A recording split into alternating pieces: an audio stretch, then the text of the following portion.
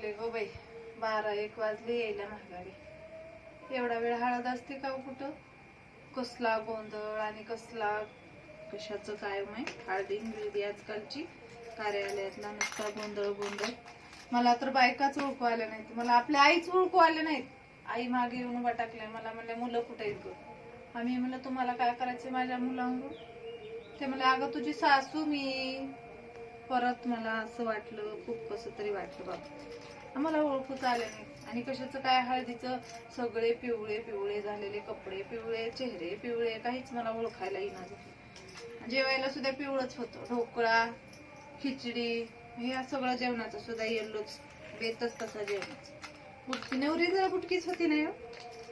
मुलगा कसला छान दिपाड आणि नवरी कसली हो.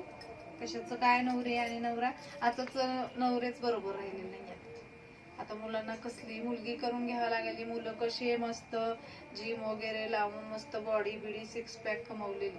आणि पोरी कशाच्या काय बुटक्या आणि जाडच्या जाड. पहिल्याचा काळ गेला बाई. आमच्या काळाला कसल्या नवऱ्या होत्या. आमच्या काळाला बिना मेकअपची नवरी दिकणीच्या दिकणी. जसं आहे तसं मंडपात जाऊन उभं टाकायचं आम्ही. आणि आताच्या पोरी नुसता थापूड चेहऱ्याला मेकअप लावून नवरी. हळदीला बी तसंच, लग्नात बी तसंच, कुंकाच्या कार्यक्रमाला तसं, बघायला तसं. आणि प्रत्येक गोष्टीचे व्हिडिओ आणि प्री व्हिडिओ. त्याला तर काय हदच राहिली नाही.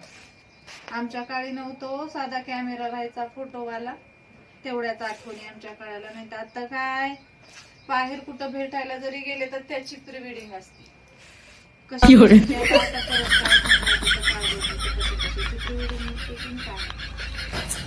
खूप अवघड झाले.